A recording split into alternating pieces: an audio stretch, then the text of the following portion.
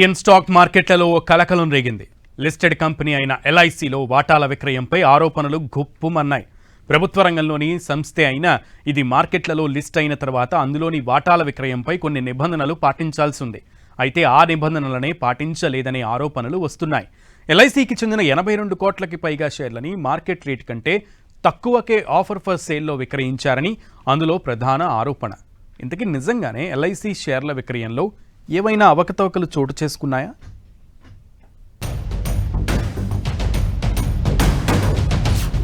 LIC వాటాల విక్రయంపై రగడ ఎందుకు? SEBI నిబంధనల ప్రకారమే సేల్ జరిగిందా?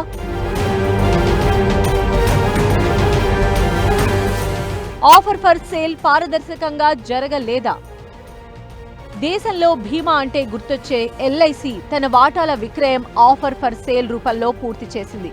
అయితే ఉన్న రేటు కంటే తక్కువకి ఆ రేటు ఫిక్స్ చేయడం, అది కూడా భారీ పరిమాణంలో కావడంతో సందేహాలు వస్తున్నాయి. ఆఫర్ ఫర్ సేల్ కింద స్టాక్ మార్కెట్లో ఉన్న రేటు కంటే ఎక్కువకు విక్రయించవచ్చు, తక్కువకి విక్రయించవచ్చు. దానిని సెబీ నిర్దేశించిన నిబంధనల ఉల్లంఘన అనలేరు. కానీ ఏకంగా 6.5% వాటాలను డిస్కౌంట్ రేటుకు విక్రయించారనే మాట మాత్రం సందేహాలకు తావిస్తోంది. ఆగస్టు 3న ఎల్ఐసి షేర్ ధర 424.40 వద్ద క్లోజ్ అయింది.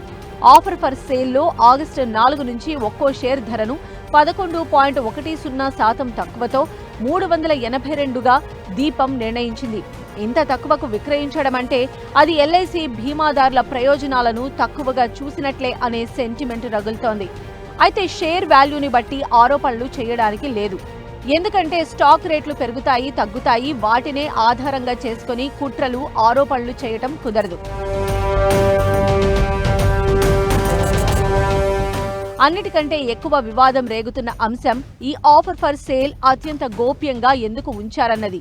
డిజిన్వెస్ట్మెంట్ శాఖాదారులు, ఇన్వెస్ట్మెంట్ బ్యాంకర్లకు కూడా చివరి నిమిషం వరకు తెలియకుండా దీపం కార్యాలయానికి పిలిపించి ఆ సాయంత్రం నుంచే సేల్ ప్రారంభమవుతుందని చెప్పారంటున్నారు.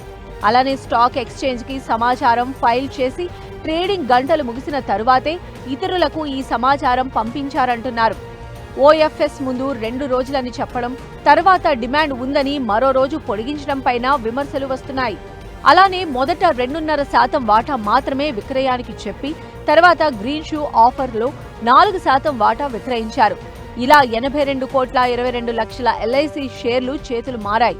దీంతో ఎల్ఐసిలో ప్రభుత్వానికి ఉన్న 96.5% వాటా 90%కి తగ్గింది. నిజానికి స్టాక్ మార్కెట్లో లిస్ట్ అయిన కంపెనీల్లో లిస్ట్ అయిన 5 ఏళ్ల తర్వాత పబ్లిక్ షేర్ హోల్డింగ్ కనీసం 10% ఉండాలని రూల్ ఉంది. ఆ రూల్ కోసమే ఇలా హడావిడిగా ప్రమోటర్ వాటా విక్రయించిందా అనే దానికి ఇంకా మరో 10 నెలల గడువు ఉంది.